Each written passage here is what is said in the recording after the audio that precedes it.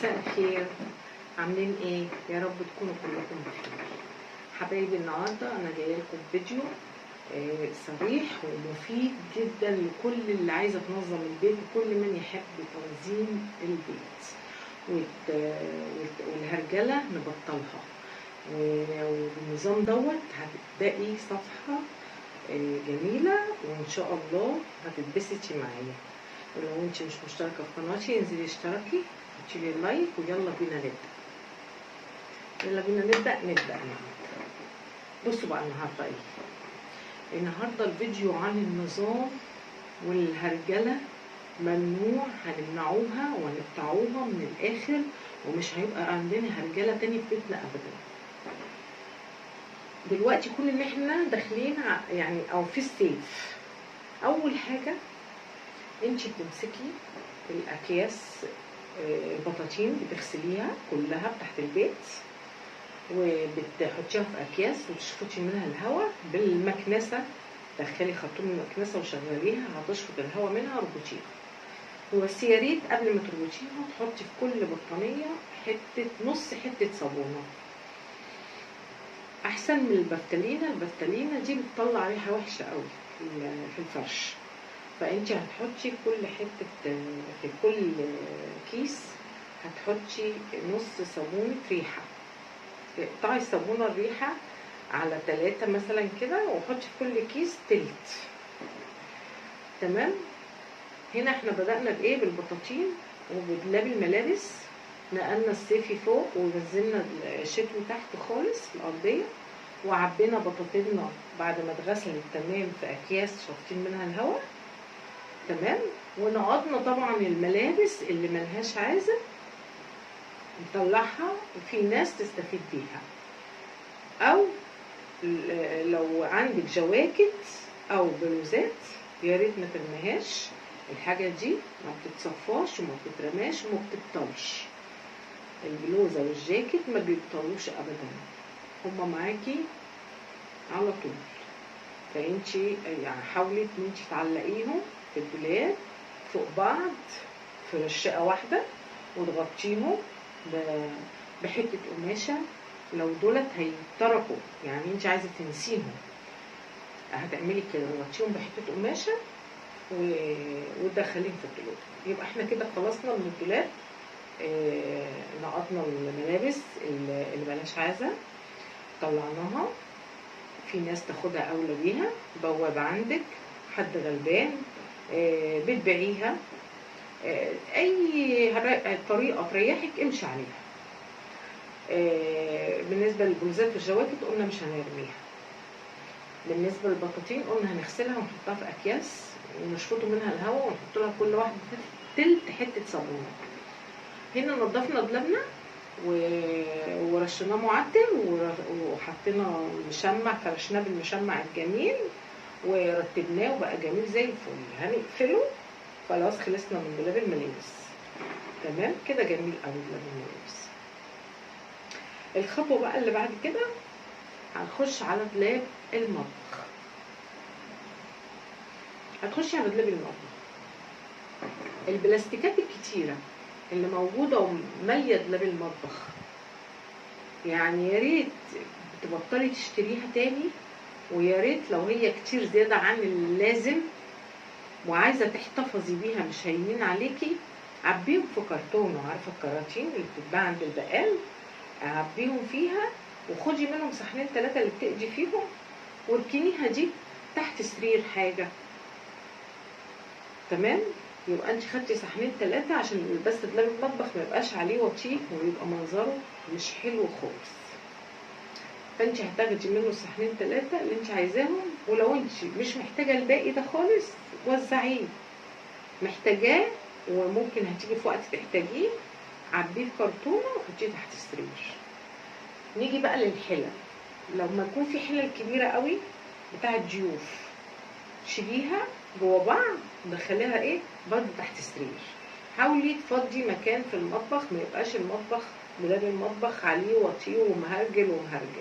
الحلل دي انت مش بتستخدميها كتير، انت بتستخدميها كل ما يكون عندك ضيوف كتير. فانت دي برضو ركنتيهم في قلب كرتونه برضو تحت السرير. ادي كرتونتين جمال ونضاف ومتنظمين ومقفولين تمام تمام، هيتحطوا تحت السرير.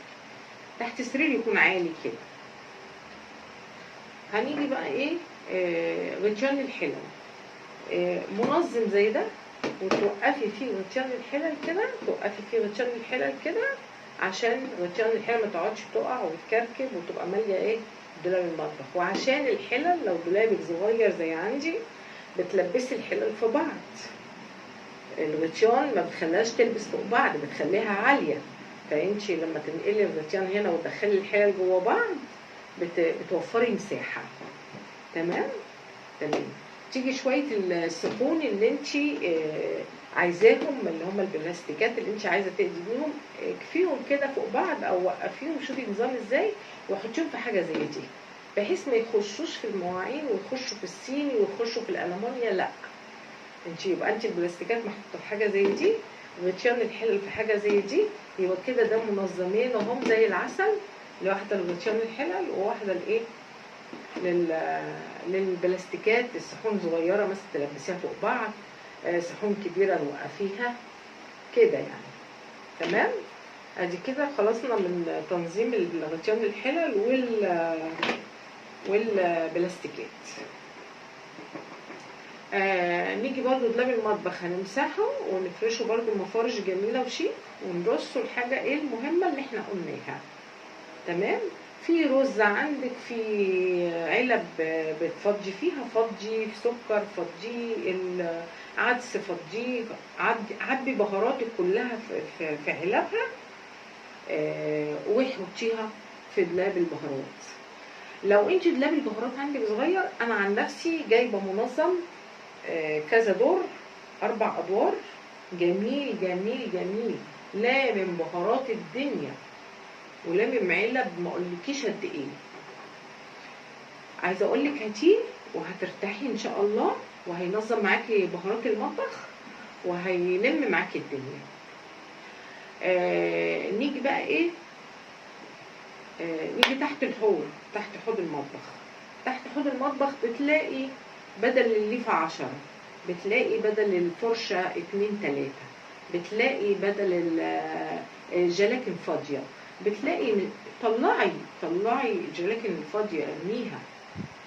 كمان عندك برطمان من غير غطا، ارمي من غير غطا، خلي البرطمان ممكن تعوزيه في حاجه، مش هتعوزيه في حاجه يا ريت ترمي. وسعي ونضفي، وسعي وهيئي، وسعي وادي روح وهواء تستنشقيه في البيت، يكون هواء جميل كده. هترمي العلب اللي ملهاش غطيان، هترمي الغطيان اللي ملهاش علب، كل الكلام ده هترميه. الفرش دي لو فرشه واحده هترميكي عن 2، هتديهم لماما، هتديهم لحد عايزهم، يعني هتلم الدنيا. مثلا انا جايه انقض، لقيت سلك اللي هو بتاع الدش بتاع الايد عندي بايظ، وكنت عندي واحد مغيراه احلى من اللي موجود وكنت شايله. رحت شايله اللي كنت حطاه، شلته قديم ووحش وسلكه مفكوك، وشلته بايدي كده، شلته وركبت اللي كان عندي من الاول اللي كنت متبطره عليه وركنيه. فسد خان اهو، ورميت البايظ. ادي جزء اهو، انت بتنضفي وبتصلحي وبترمي اللي ملوش عايزه.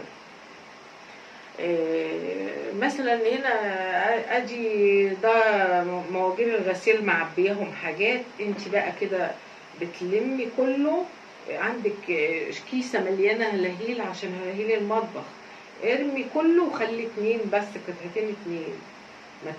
ما تحطيش كيسه قد كده مليانه هلاهيل للمطبخ وقماش للمطبخ. ليه؟ عندك كمان منظم الاكياس. لو انت مش عندك منظم الاكياس، انا عن نفسي عامله برطمان بنظم في الاكياس. البرطمان ده اي كيس معايا بلفه واحطه ده فوق ده فوق ده، لما البرطمان كله بيتملى. تمام. فبيتملى، عايزه اقول لك عدد من الاكياس كبير.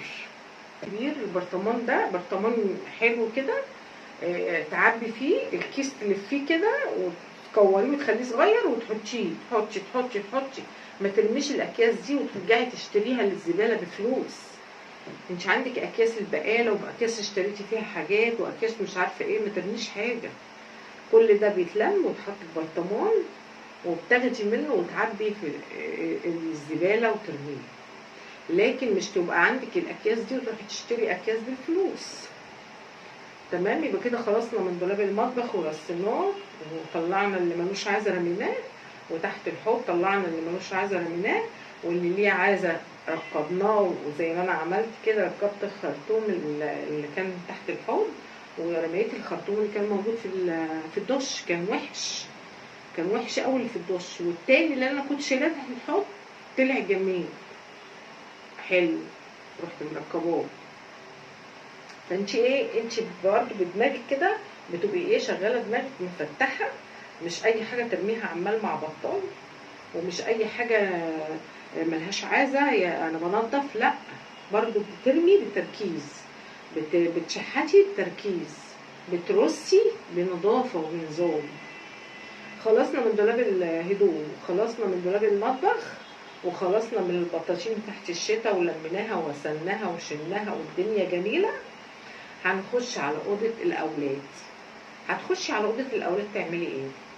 اول حاجه اللعب. هتنقضي اللعبه المكسوره اللي ممكن تعور عيالك او تخربشه او تاذيه، او لو بيلعب مع عيل ياذوا بعض بيها، ملهاش لازمه، ارميها.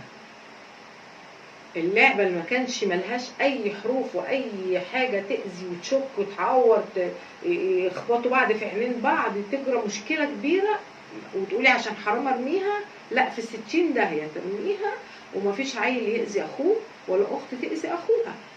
انت تكوني حريصه على الحته دي وتكوني ايه، ست ناضجه وفاهمه يعني.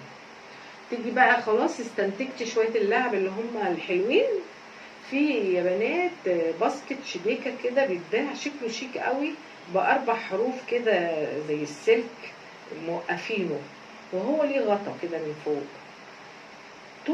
طوله يعني طوله حوالي من الارض لفوق كده حوالي متر وحبه، متر ونص، وعرضه حوالي متر الا ربع. يلم لعب ما اقولكيش قد ايه.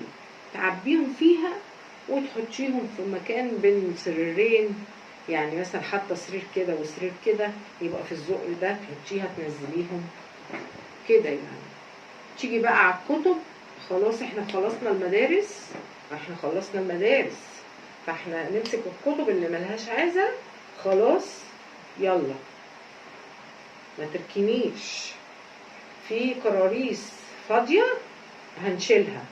في كراس كشكول كبير مكتوب فيه صفحتين والباقي قاعد، لا نشيل الصفحتين نرميهم ونخلي الكشكول بحاله على بعضه لإعادة تدوير لمرة تانية.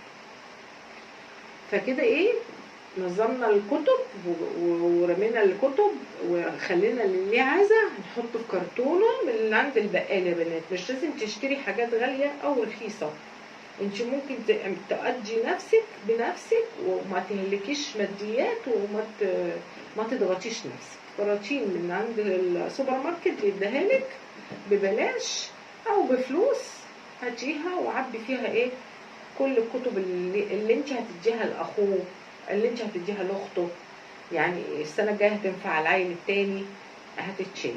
اللي ملهاش عازه هتترمى، وهكذا الكراريس المليانه هتترمى، واللي فيها ورقتين هنقطع الورقتين المليانين ونركن ايه اللي فيها شويه فاضيين. انا كنت يعني زمان وانا صغيره كنت بمسك الفاضي ده، يعني لو كل كراس فيه ورقتين 3 فاضيين بجمعهم واعملهم كشكول كبير كده عالي كده كنت بذاكر فيه. فانا عايزاكي تعملي كده لاولادك، بتطلع كل الورق الفاضي من كل كراس فيه ورقتين، كل كراس فيه ورقتين، لا حرام ارميهم، اجمعهم هتلاقيهم صف حلو كده، واديهم للراجل اللي بيجلد الكتب هيعملهم لك بالدباسه ويعمل لك لهم جلده العيل يذاكر فيه بالمذاكره اللي هي بالورقه والقلم. جميل قوي بيبقى. تمام كده خلصنا من اللعب وخلصنا من الكتب، وخلاص كده اوضه العيال بقت ملمومه وجميله وتمام. تمام. تمام. نخش بقى على السراحة ودروج السراحة ودروج الكومودونات. أوضة النوم بقى هتخش على أوضة النوم، دروج الكومودونات ودروج السراحة والمكياج القديم اللي هو لو حطيتيه هيأذيكي، يتلم ازازة ريحة فاضية تتلم. انت تاخدي معاكي باسكت فاضي زي كده وتعبي فيه الحاجات اللي ملهاش عايزة لحد ما تمليه مثلا حاجات ملهاش عايزة تطلعي ترميها في الباسكت.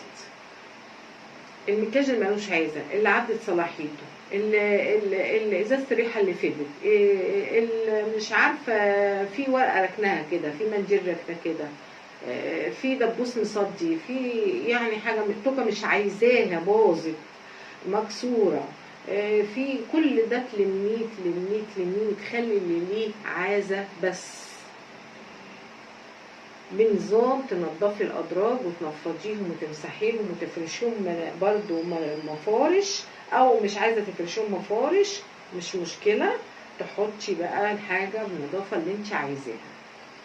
لو عندك منظم للمكياج هتحطي فيه المكياج اللي انت عايزاه كويس. هتروحي بقى على الأدراج التانية، في سجارة خيط، في إبر، في كذا لون سجارة خيط، في كذا حاجة. اروح ماسكة كيس كده او حاجة شنطة صغيرة، كنت انا عاملة شنطة جلد كده صغيرة بسوستة كبيرة كده، عبي فيها بقى الخيوط والابر، دككيها في حتة ورقة، ادي ابرة 2 3، تمسكي ورقة مربعة كده وتروحي مدككة فيها الابر عشان ما تروحش في رجلين العيال، وتعبي بقى الابر والخيوط في الحتة دي وتقفلي. تمام. تمام. في حاجة بقى في الدرج قبلتك ملهاش عازة بتطلعيها برضو هكذا ترميها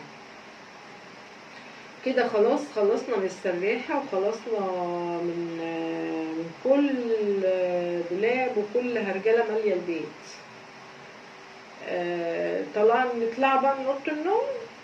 تمام. طلعنا من اوضة النوم دخلنا على الريسبشن. الريسبشن انا عن نفسي ما بحبش احط اي مطروقات فيه، زي ما انت شايفه كده نظافه. ايدي فيها حاجه مش ممكن اطلع في الريسبشن احطها، ولا في درج النيش مثلا. ما النيش زي ما هو متنظف ومتنظم ومقفول عليه.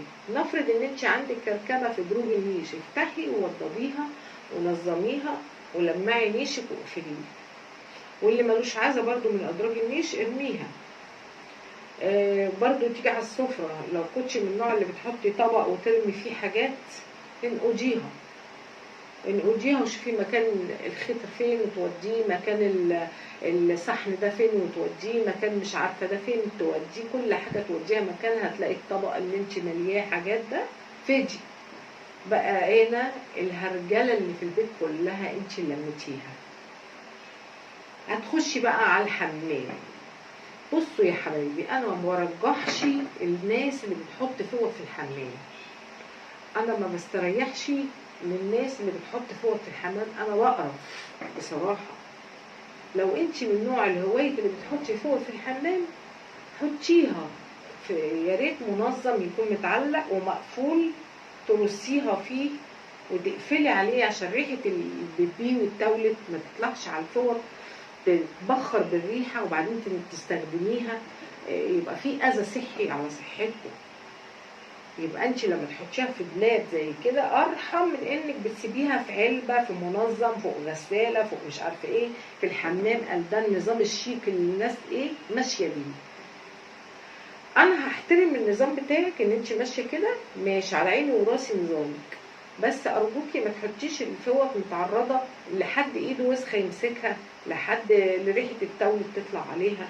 لا، انت حاولي ان انت عندك منظم معلقاه بباب كده، عامله له رفوف ازاز حلوه شيك، طبقي فوطك في صف من الصفوف دي وحطيه، والصف اللي فوق منه رصي الشامبوهات، والرص اللي فوق منه حطي المعجون، واقفلي الدولاب على الحاجه بنظام ونظافه من غير ما يكون في اي ميكروب ولا اي تلويث يجي للحاجات اللي هي استخدام الشخصي، اللي هي الفوطة اللي هي الحاجات اللي الناس دلوقتي بقت موضة تحط الفوط في الحمام. انا غير مقتنعة بالحتة دي، بس حضرتك لو محترقة يعني انت لو انت بتحبي الفوطة في الحمام انا احترم رأيك، بس ارجوكي حطيها في مكان بحيث تبقى بعيد عن الريحة وعن اي عيل ممكن يخش يعمل بيبي يمسك فوطة من دي وبعدين تستحمي تمسحي بيها. ما تسكيش برضو، الاطفال ممكن يعملوا عمايل مش حلوة. وبكده وصلنا لنهاية الفيديو، ولو استفدتي يعني شير ولايك وسبسكرايب ولو انتي ما اشتركتيش اشتركي. انتي مع نجوى، قناتي ملمة بكل حاجة وان شاء الله هتعجبك وهتتبسطي منها كتير. ويا ريت سبسكرايب ولايك وكومنت حلو على ذوقك، وتشتركي في القناة يا قلبي عشان تنوريني وعشان اسرتي تكبر بيكي. وكده اقول لكم باي باي، اترككم في حفظ الله ورعايته. باي باي باي باي يا حبايبي، باي باي باي باي. هقول لك على السر اللي بيخلي مطبخك دايما حلو ونضيف وتحب تقفي فيه، ما تنهديش من الوقفه، لان كده تبقى شغلك كله في المطبخ. لو انت عرفتي السر دوت وهقوله لك على طول دلوقتي، ان منطقه الرخام بالحوض تكون دايما نضيفه وتحافظي على حوضك ما يكونش جواه اي مواعين. لو حبيتي يعني اتغديتوا مواعينكم جامد تتركن على جنب الحوض مش في قلب الحوض. دايما تسيبي حوضك نضيف ورايق وما يكونش جواه فضلات من الاكل او فضلات من الزباله. دايما تلميها اول باول وتحطيها في كمامه الزباله، وتعتني بنظافه الحوض اول باول زي ما انت شايفه كده بالرخام اللي جنب الحوض. يعني اول باول كده يكون حوضك مفيهوش مواعين نهائي. وبكده انا قلتلك التكه اللي بتخلي مطبخك دايما نضيف، حتى لو جه عليه وطيه مش هيبقى برضو مقرف وتقرفي تخشيه او زهقتي منه. ليه؟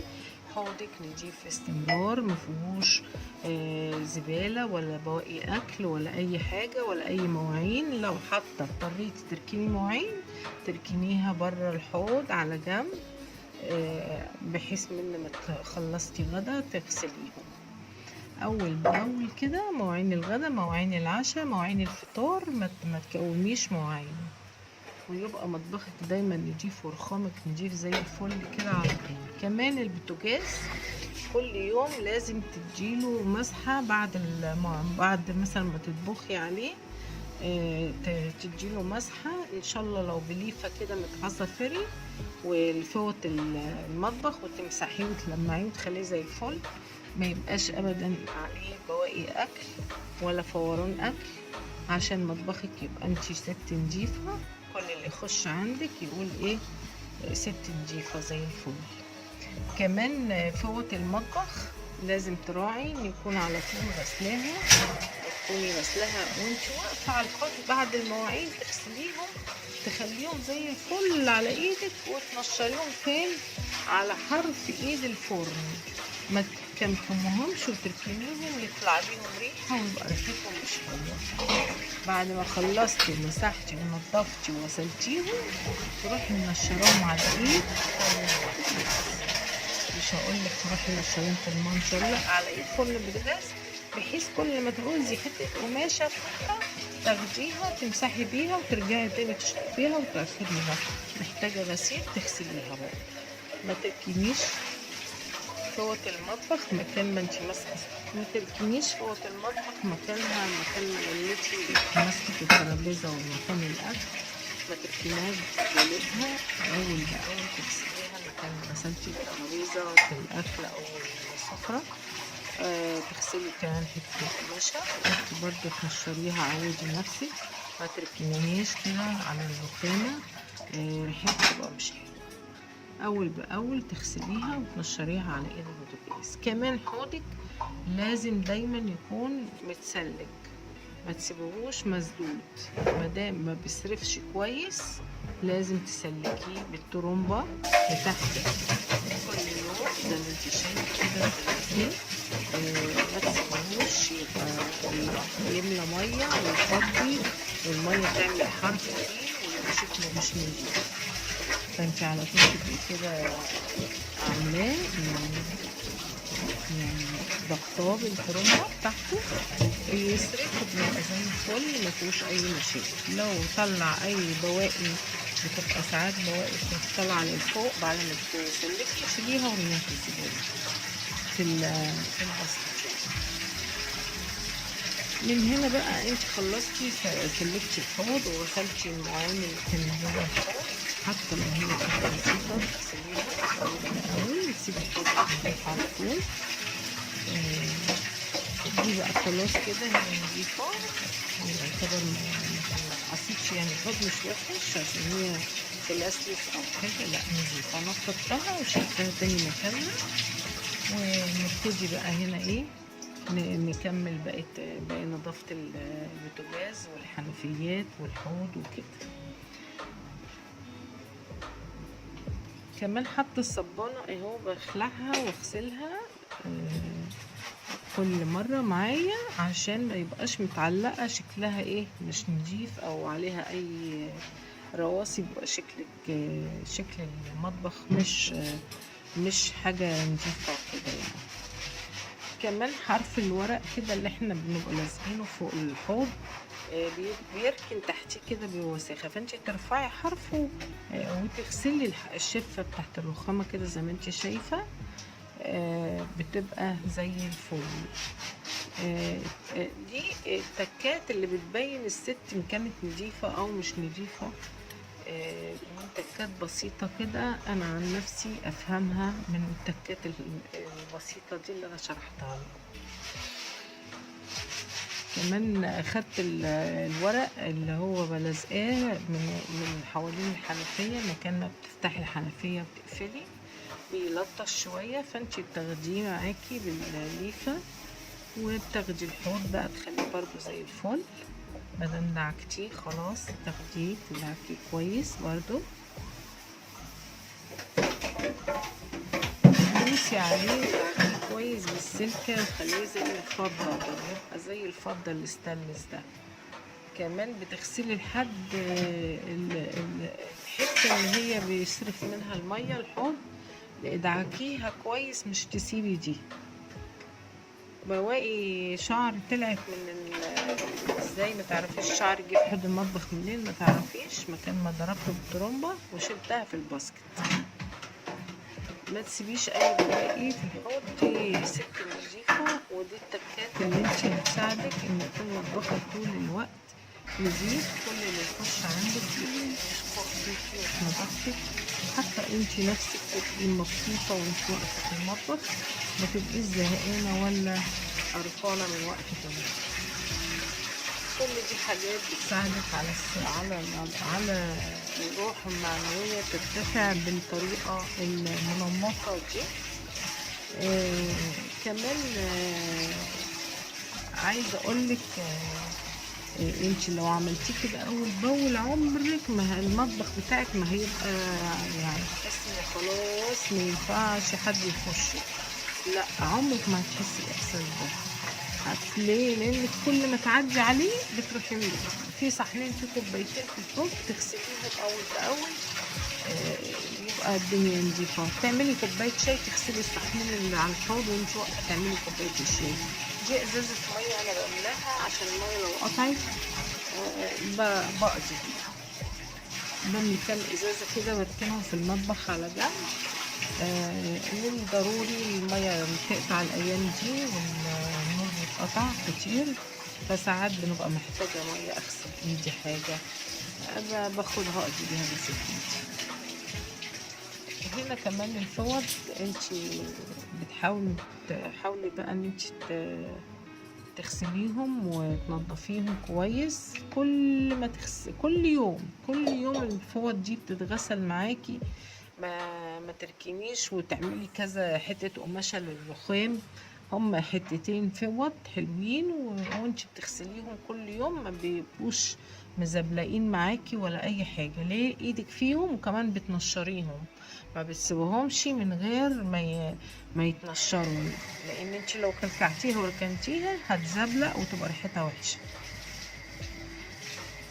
زي ما انت شايفه بصي، حبه فري مواعين وانت واقفه تبقى فله فله. وبعدين بمسح بيهم ترابيزين البلكونه، بمسح بيهم حروف الشباك، مكان ما التراب بيركن على الحرف، المكان اللي بتحطي ايدك وتبصي يبقى فيه تراب، بمسح على طول اول باول الحتت دي.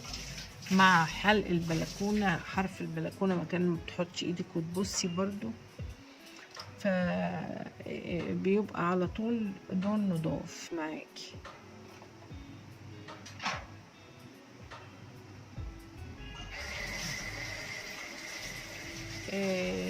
لو عجبك الفيديو ما تنسينيش في تشجيعك للقناة باللايك والكومنت، ولو حبيتي ان انت تشتركي مش هتندمي ان شاء الله، هتبقي تنوريني وتشرفيني وتبقي تزوجي عائلتي.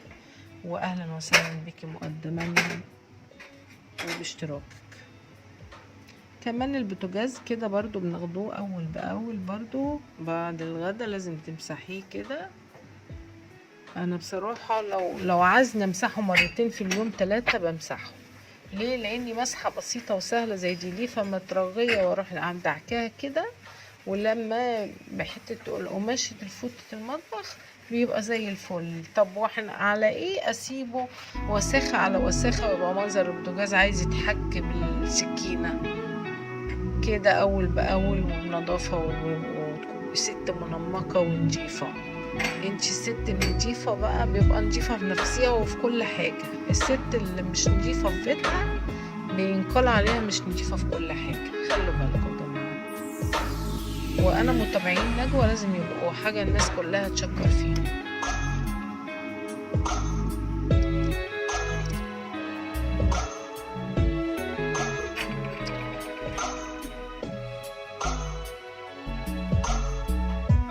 اهو البوتاجاز بصي مسحة واحدة بقى زي الفل ازاي. وبكده اقول لكم اترككم في حفظ الله ورعايته، واقول لكم باي باي. ما تنسوش تشجيعكم للقناه حبايبي باللايك، ارفعوا القناه باللايك. بحبكم في الله، وادي الحوض فل اهو. ويلا باي باي. باي باي يا حبايب قلبي، مع السلامه.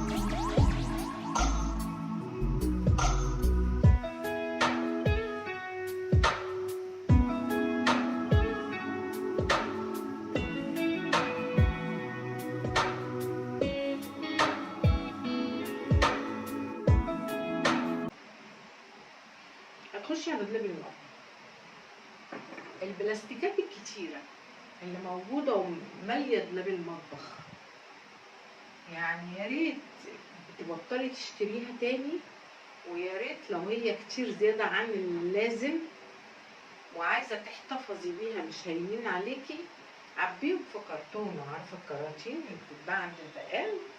عبيهم فيها وخدي منهم صحنين 3 اللي بتقضي فيهم، واركنيها دي تحت سرير حاجه. تمام؟ يبقى انت خدتي صحنين 3 عشان بس دولاب المطبخ ما يبقاش عليه وطيء ويبقى منظره مش حلو خالص. فانت هتاخدي منه صحنين 3 اللي انت عايزاهم، ولو انت مش محتاجه الباقي ده خالص وزعيه. محتاجاه وممكن هتيجي في وقت تحتاجيه، عبيه في كرتونه وحطيه تحت السرير. نيجي بقى للحلل. لو ما يكون في حلل كبيره قوي بتاعه ضيوف، شيليها جوه بعض، دخليها ايه برضه تحت السرير. حاولي تفضي مكان في المطبخ، ما يبقاش المطبخ دولاب المطبخ عليه وطيه ومهرجل ومهرجل. الحله دي انت مش بتستخدميها كتير، انت بتستخدميها كل ما يكون عندك ضيوف كتير. فانت دي برضو ركنتيهم في قلب كرتونه برضو تحت السرير. ادي كرتونتين جمال ونضاف ومتنظمين ومقفولين تمام تمام، هتحطوا تحت السرير. تحت السرير يكون عالي كده. هنيجي بقى ايه، غطيان الحلل. منظم زي ده وتوقفي فيه غطيان الحلل كده، توقفي فيه غطيان الحلل كده عشان غطيان الحلل ما تقعدش تقع وتكركب وتبقى ماليه ايه دولاب المطبخ. وعشان الحلل لو دولابك صغير زي عندي بتلبسي الحلل في بعض. الغطيان ما بتخليهاش تلبس فوق بعض، بتخليها عالية. فانتي لما تنقلي الغطيان هنا وتدخلي الحلل جوه بعض بتوفري مساحة. تمام. تمام. تيجي شوية السفون اللي انتي عايزاهم، اللي هم البلاستيكات اللي انتي عايزة تدهنيهم، اكفيهم كده فوق بعض او وقفيهم، شوفي النظام ازاي، وحطيهم في حاجة زي دي، بحيث ما يخشوش في المواعين ويخشوا في الصيني ويخشوا في الألمونيا. لا، يبقى انت البلاستيكات محطوطه في حاجه زي دي، غطيان الحلل في حاجه زي دي، يبقى كده ده منظمين اهم زي العسل. واحده لغطيان الحلل وواحده لايه، للبلاستيكات. الصحون صغيره مثلا تلبسيها فوق بعض، صحون كبيره توقفيها كده يعني. تمام. ادي كده خلصنا من تنظيم غطيان الحلل والبلاستيكات. نيجي برضو دولاب المطبخ هنمسحه ونفرشه برضو مفارش جميلة وشيك، ونرصه الحاجة ايه المهمة اللي احنا قلناها. تمام. في رز عندك، في علب بتفضي فيها، فضي في سكر، فضي العدس، فضي عبي بهاراتك كلها في علبها، وحطيها في دولاب البهارات. لو انت دولاب البهارات عندك صغير، انا عن نفسي جايبه منظم كذا دور، 4 ادوار، جميل جميل جميل، لامم بهارات الدنيا ولامم علب ما اقولكيش قد ايه. عايزه اقول لك هاتيه وهترتاحي ان شاء الله، وهينظم معاكي بهارات المطبخ وهيلم معاكي الدنيا. نيجي بقى ايه، نيجي تحت الحوض، تحت حوض المطبخ. تحت حوض المطبخ بتلاقي بدل الليفة 10، بتلاقي بدل الفرشة 2 3، بتلاقي بدل الجلاكن الفاضية، بتلاقي. طلعي الجلاكن الفاضية ارميها. كمان عندك برطمان من غير غطا، ارمي من غير غطا. خلي البرطمان ممكن تعوزيه في حاجة، مش هتعوزيه في حاجة يا ريت ترمي. وسعي ونضفي، وسعي وهيئي، وسعي وادي روح وهوا تنشقيه في البيت، يكون هوا جميل كده. هترمي العلب اللي ملهاش غطيان، هترمي الغطيان اللي ملهاش علب، كل الكلام ده هترميه. الفرش دي لو فرشة واحدة هترميك يعني 2، هتديهم لماما، هتديهم لحد عايزهم، يعني هتلم الدنيا. مثلا انا جايه انقط، لقيت السلك اللي هو بتاع الدش بتاع الايد عندي بايظ، وكنت عندي واحد مغيراه احلى من اللي موجود، وكنت شايله. رحت شايله اللي كنت حطاه، شلته قديم ووحش وسلكه مفكوك، وشلته بايدي كده، شلته وركبت اللي كان عندي من الاول اللي كنت متبطره عليه وركنيه. فسد خان اهو، ورميت البايظ. ادي جزء اهو، انت بتنضفي وبتصلحي وبترمي اللي مش عايزه. مثلا هنا ادي ده موجين الغسيل معبياهم حاجات، انت بقى كده بتلمي كله.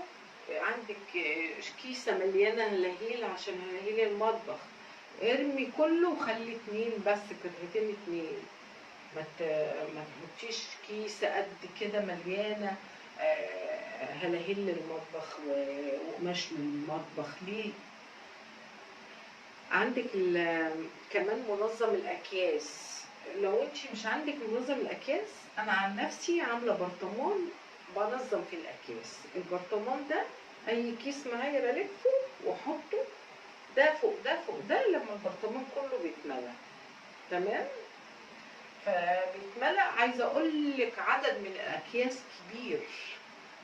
البرطمان ده برطمان حلو كده، تعبي فيه الكيس، تلفيه كده وتكوريه وتخليه صغير وتحطيه، تحطي. ما ترميش الاكياس دي وترجعي تشتريها للزباله بفلوس. انت عندك اكياس البقاله وباكياس اشتريتي فيها حاجات واكياس مش عارفه ايه، ما ترميش حاجه. كل ده بيتلم ويتحط في برطمان وبتاخدي منه وتعبي في الزباله وترميه. لكن مش تبقى عندك الاكياس دي وتروحي تشتري اكياس بالفلوس. تمام. يبقى كده خلصنا من دولاب المطبخ ورصيناه وطلعنا اللي ملوش عايزه رميناه، وتحت الحوض طلعنا اللي ملوش عايزه رميناه، واللي ليه عايزه ركبناه وزي ما انا عملت كده ركبت الخرطوم اللي كان تحت الحوض، ورميت الخرطوم اللي كان موجود في الدش. كان وحش، كان وحش قوي في الدش. والتاني اللي انا كنت شايلاه تحت الحوض طلع جميل حلو، رحت مركباه. فانت ايه، انت برضه بدماغك كده بتبقي ايه شغاله دماغك مفتحه، مش اي حاجه ترميها عمال مع بطال، ومش اي حاجه ملهاش عازه يا انا بنضف، لا، برضه بترمي بتركيز، بتشحتي بتركيز، بترصي بنظافه وبنظام. خلصنا من دولاب الهدوم، خلصنا من دولاب المطبخ، وخلصنا من البطاطين تحت الشتا ولميناها وغسلناها وشلناها والدنيا جميلة. هنخش على أوضة الأولاد. هتخشي على أوضة الأولاد تعملي إيه؟ أول حاجة اللعب، هتنقضي اللعب. اللعبة المكسورة اللي ممكن تعور عيالك أو تخربشه أو تأذيه، أو لو بيلعب مع عيل يأذوا بعض بيها، ملهاش لازمة، ارميها. اللعبة اللي ما كانش ملهاش أي حروف وأي حاجة تأذي وتشك وتعور، يخبطوا بعض في عينين بعض، تجرى مشكلة كبيرة، وتقولي عشان حرام ارميها، لا، في 60 داهية ترميها. ومفيش عيل يأذي أخوه ولا أخت تأذي أخوها. انت تكوني حريصة على الحتة دي، وتكوني ايه ست ناضجة وفاهمة. تيجي بقى خلاص استنتجتي شوية اللعب اللي هم الحلوين. في يا بنات باسكت شبيكة كده بيتباع شكله شيك قوي، بأربع حروف كده زي السلك موقفينه، وهو ليه غطا كده من فوق. طوله يعني طوله حوالي من الأرض لفوق كده حوالي متر وحبة، متر ونص، وعرضه حوالي متر إلا ربع. يلم لعب ما اقولكيش قد ايه. تعبيهم فيها وتحطيهم في مكان بين سريرين، يعني مثلا حاطه سرير كده وسرير كده، يبقى في الزق ده تحطيها تنزليهم كده يعني. تيجي بقى على الكتب، خلاص احنا خلصنا المدارس، فاحنا نمسك الكتب اللي ملهاش عايزه خلاص. يلا ما تركنيش في كراريس فاضيه هنشيلها، في كراس كشكول كبير مكتوب فيه صفحتين والباقي قاعد، لا نشيل الصفحتين نرميهم ونخلي الكشكول بحاله على بعضه لإعادة تدوير لمرة تانية. فكده ايه، نظمنا الكتب ورمينا الكتب وخلينا اللي ليه عايزة نحطه في كرتونة من اللي عند البقالة. يا بنات مش لازم تشتري حاجات غالية أو رخيصة، انت ممكن تأدي نفسك بنفسك وما تهلكيش ماديات ما تضغطيش نفسك. كراتين من عند السوبر ماركت بيديهالك ببلاش او بفلوس، هاتيها وعبي فيها ايه كل الكتب اللي انت هتديها لاخوه، اللي انت هتديها لاخته، يعني السنه الجايه هتنفع العيل التاني، هتتشيل. اللي ملهاش عايزه هتترمى. وهكذا الكراريس المليانه هتترمى، واللي فيها ورقتين هنقطع الورقتين المليانين ونركن ايه اللي فيها شويه فاضيين. انا كنت يعني زمان وانا صغيره كنت بمسك الفاضي ده، يعني لو كل كراس فيه ورقتين 3 فاضيين بجمعهم واعملهم كشكول كبير كده عالي كده كنت بذاكر فيه. فانا عايزاكي تعملي كده لاولادك، بتطلع كل الورق الفاضي من كل كراس فيه ورقتين، كل كراس فيه ورقتين، لا حرام ارميهم، اجمعهم هتلاقيهم صف حلو كده، واديهم للراجل اللي بيجلد الكتب هيعملهم لك بالدباسه ويعمل لك فيهم جلده العيل يذاكر فيه بالمذاكره اللي هي بالورقه والقلم، جميل قوي بيبقى. تمام كده خلصنا من اللعب، خلصنا من الكتب، وخلاص كده اوضه العيال بقت ملمومه وجميله وتمام. تمام تمام. نخش بقى على السراحه ودروج السراحه ودروج الكومودونات. اوضه النوم بقى هتخش على اوضه النوم، دروج الكومودونات ودروج السراحه والمكياج القديم اللي هو لو حطيتيه هيأذيكي، يتلم ازازه ريحه فاضيه تتلم. انت تاخدي معاكي باسكت فاضي زي كده وتعبي فيه الحاجات اللي ملهاش عايزه لحد ما تمليه مثلا حاجات ملهاش عايزه تطلعي ترميها في الباسكت. المكياج اللي ملوش عايزه، اللي عدت صلاحيته، ازازه الريحه اللي فضت، اللي مش عارفه في ورقه ركناها كده، في منجيل ركنه كده، في دبوس مصدي، في يعني حاجه مكتوبه مش عايزاها باظت مكسوره، في كل ده تلميه وتخلي اللي ليه عايزه بس بنظام. تنضفي الادراج وتنفضيهم وتمسحيهم وتفرشيهم برضو مفارش، او مش عايزه تفرشيهم مفارش مش مشكله، تحطي بقى الحاجه بالنظافه اللي انت عايزاها. لو عندك منظم للمكياج هتحطي فيه المكياج اللي انت عايزاه كويس. هتروحي بقى على الادراج التانية، في سجارة خيط، في ابر،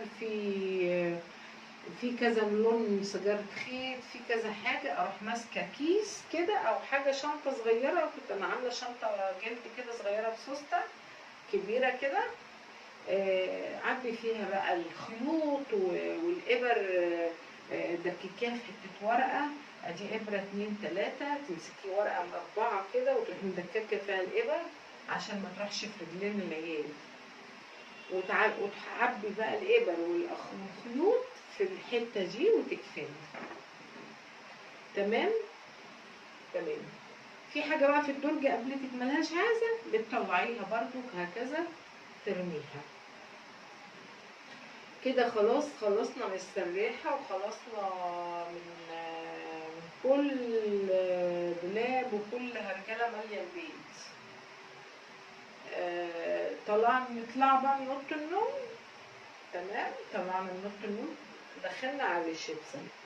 الريسبشن انا عن نفسي ما بحبش احط اي مطروحات فيه، زي ما انت شايفه كده نظافه. ايدي فيها حاجه مش ممكن اطلع في الريسبشن احطها، ولا في درج النيش مثلا. ما النيش زي ما هو بتنظف ومتنظم ومقفول عليه. نفرض ان انت عندك كركبه في دروج النيش، افتحي ووضبيها ونظميها ولمعي نيشك واقفليه. واللي ملوش عازه برضو من ادراج النيش ارميها. برضو تيجي على السفره، لو كنتش من النوع اللي بتحطي طبق وترمي فيه حاجات، انقضيها وشوفي مكان الخيطة فين وتوديه، مكان الصحن ده فين وتوديه، مكان مش عارفة ده فين توديه، كل حاجة توديها مكانها. هتلاقي الطبق اللي انت ملياه حاجات ده فادي. بقى هنا الهرجلة اللي في البيت كلها انت اللي لميتيها. هتخشي بقى على الحمام. بصوا يا حبايبي، انا ما برجحش الناس اللي بتحط فوط في الحمام. انا ما بستريحش للناس اللي بتحط فوط في الحمام، انا بقرف بصراحه. لو انت من نوع الهوايه اللي بتحطي فوط في الحمام حطيها يا ريت منظم يكون متعلق ومقفول، ترصيها فيه وتقفلي عليه عشان ريحه البيبي والتولد ما تطلعش على الفوط، تتبخر بالريحه وبعدين تستخدميها، يبقى في اذى صحي على صحتكم. يبقى انت لما تحطيها في دولاب زي كده ارحم من انك بتسيبيها في علبه في منظم فوق غساله فوق مش عارفه ايه في الحمام. قال ده النظام الشيك اللي الناس ماشيه بيه. انا هحترم النظام بتاعك ان انت ماشيه كده، ماشي على عيني وراسي نظامك، بس ارجوكي ما تحطيش الفوط متعرضه لحد ايده وسخه يمسكها، لحد لريحه التوم تطلع عليها. لا، انت حاولي ان انت عندك منظم معلقاه بباب كده، عامله له رفوف ازاز حلوه شيك، طبقي فوطك في صف من الصفوف دي وحطيه، والصف اللي فوق منه رصي الشامبوهات، والرص اللي فوق منه حطي المعجون، واقفلي الدولاب على الحاجه بنظام ونظافه من غير ما يكون في اي ميكروب ولا اي تلويث يجي من الحاجات اللي استخدام الشخصي، اللي هي الفوطه، اللي هي الحاجات اللي الناس دلوقتي بقت موضه تحط الفوط في الحمام.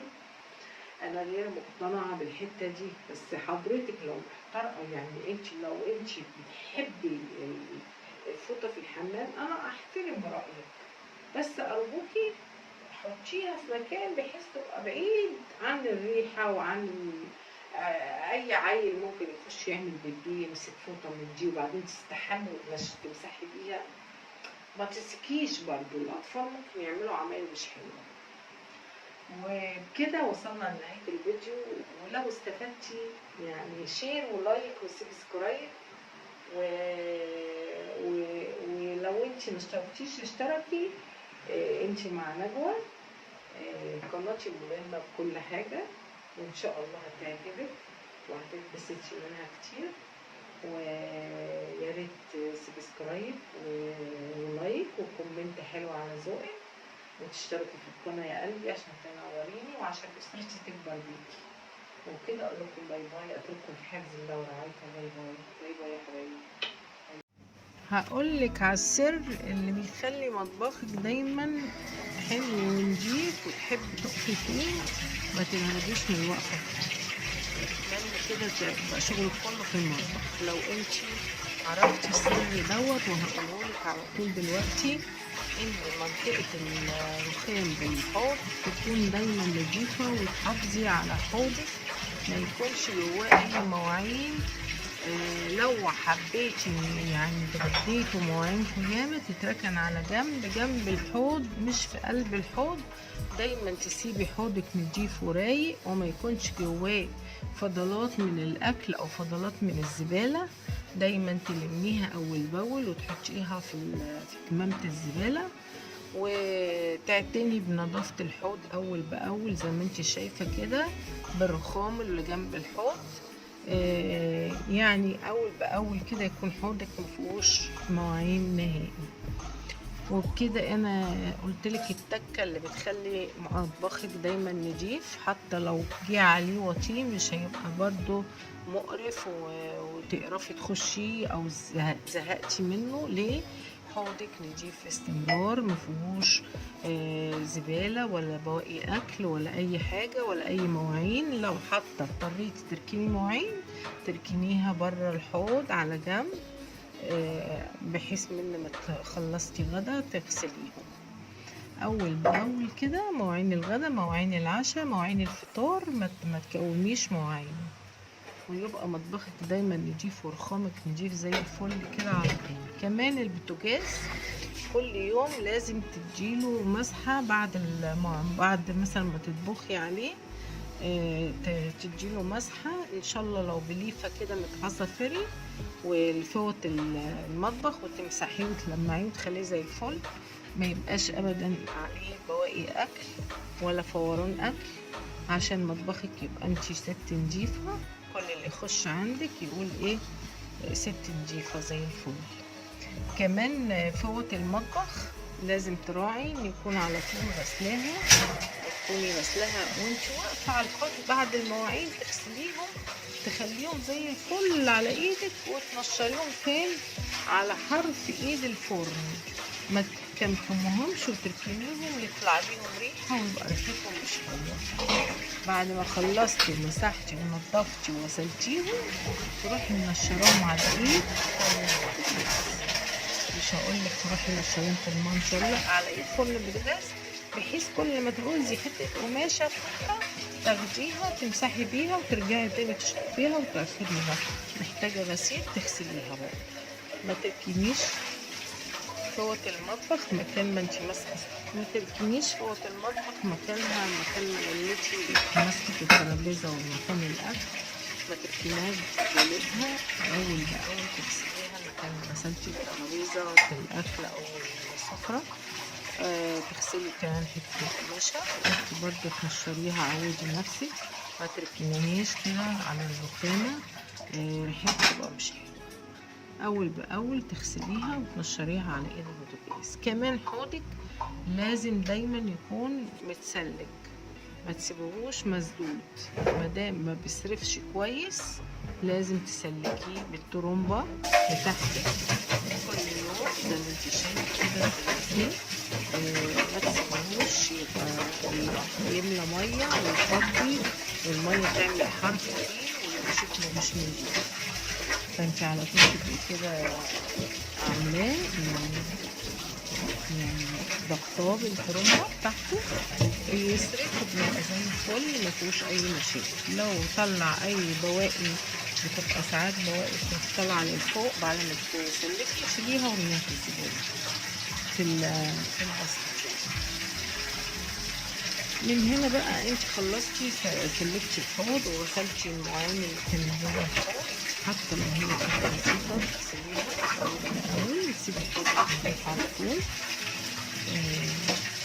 دي بقى خلاص كده هي نضيفه، يعتبر ما حسيتش يعني الحوض مش وحش عشان هي بلاستيك او حاجه، لا نضيفه. نفضتها وشلتها تاني مكانها ونبتدي بقى هنا ايه نكمل باقي نظافة البوتاجاز والحنفيات والحوض وكده. كمان حط الصبانة اهو بخلعها واغسلها كل مرة معايا عشان ما يبقاش متعلقة شكلها ايه مش نضيف او عليها اي رواسب، يبقى شكل المطبخ مش حاجة نضيفة كده يعني.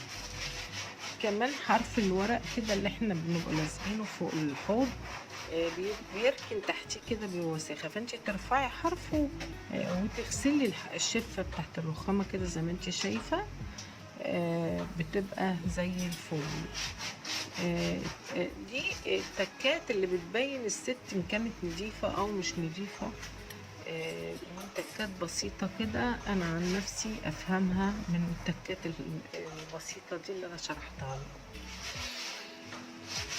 كمان أخدت الورق اللي هو بلزقاه من حوالين الحنفية، مكان ما بتفتحي الحنفية وتقفلي بيلطش شوية، فانتي بتاخديه معاكي بالليفة وبتاخدي الحوض بقى تخليه برضو زي الفل. مادام دعكتيه خلاص تاخديه تدعكيه كويس برضو، دوسي عليه ودعكيه كويس بالسلكة وخليه زي الفضة كده، يبقى زي الفضة الستانلس ده. كمان بتغسلي لحد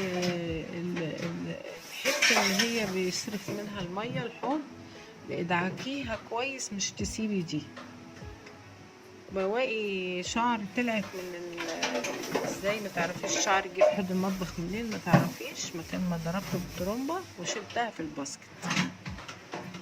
ما تسيبيش اي بواقي في الحوض، دي ست نظيفه ودي التكات اللي انت هتساعدك ان يكون مطبخك طول الوقت نظيف، كل اللي يخش عندك يشكر فيكي وفي نظافتك، حتى انت نفسك تبقي مبسوطه وانت واقفه في المطبخ، ما تبقيش زهقانه ولا قرفانه من وقت تاني. كل دي حاجات بتساعدك على الروح المعنويه ترتفع بالطريقه المنمقه دي. كمان عايزه اقولك انت لو عملتيه كده اول باول عمرك ما المطبخ بتاعك ما هيبقى يعني تحسي ان خلاص ما ينفعش حد يخش، لا عمرك ما هتحسي الاحساس ده. ليه؟ لان كل ما تعدي عليه بتروحي في صحنين في كوبايتين في الحوض تغسليهم اول باول، يبقى الدنيا نضيفه. تعملي كوبايه شاي تغسلي الصحنين اللي على الحوض وانت واقفه تعملي كوبايه الشاي. دي ازازه ميه انا بملاها عشان الميه لو قطعت بقضي فيها. بملي كام ازازه كده بركنهم في المطبخ على جنب ليه ضروري المية تقطع الأيام دي والنور بيتقطع كتير، فساعات بنبقى محتاجة مية أغسل ايدي حاجة باخدها أقضي بيها بس ايدي. هنا كمان الفوط انتي بتحاولي بقى ان انتي تغسليهم وتنضفيهم كويس. كل يوم الفوط دي بتتغسل معاكي. ما تركنيش وتعملي كذا حتة قماشة للرخام، هما حتتين فوط حلوين وانتي بتغسليهم كل يوم ما بيبقوش مزبلقين معاكي ولا اي حاجة. ليه؟ ايدك فيهم وكمان بتنشريهم، ما بتسيبوهمش من غير ما يتنشروا، لان انت لو كلكعتيها وركنتيها هتزبلق وتبقى ريحتها وحشه. زي ما انت شايفه بصي حبه فري مواعين وانت واقفه تبقى فله. وبعدين بمسح بيهم ترابيزين البلكونه، بمسح بيهم حروف الشباك، مكان ما التراب بيركن على الحرف، المكان اللي بتحطي ايدك وتبصي يبقى فيه تراب، بمسح على طول اول باول الحتت دي. مع حلق البلكونه، حرف البلكونه مكان ما بتحطي ايدك وتبصي برضو، فبيبقى على طول دول نضاف معاكي.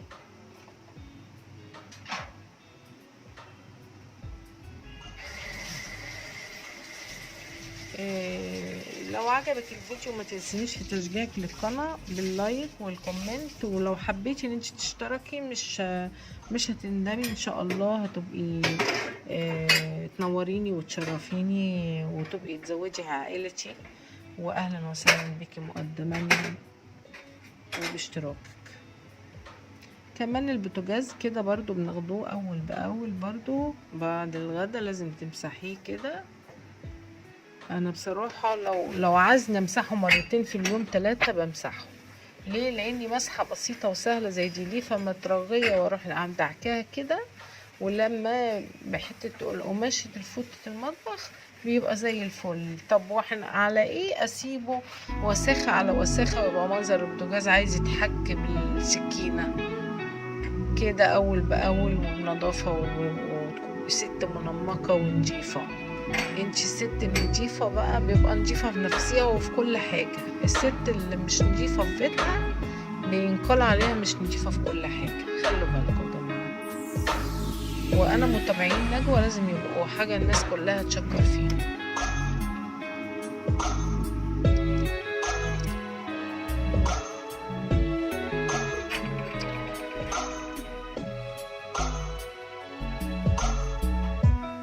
اهو البوتاجاز بصي مسحة واحدة بقى زي الفل ازاي. وبكده اقول لكم اترككم في حفظ الله ورعايته، واقول لكم باي باي. ما تنسوش تشجيعكم للقناه حبايبي باللايك، ارفعوا القناه باللايك. بحبكم في الله، وادي الحوض فل اهو. ويلا باي باي باي باي يا حبايب قلبي، مع السلامه.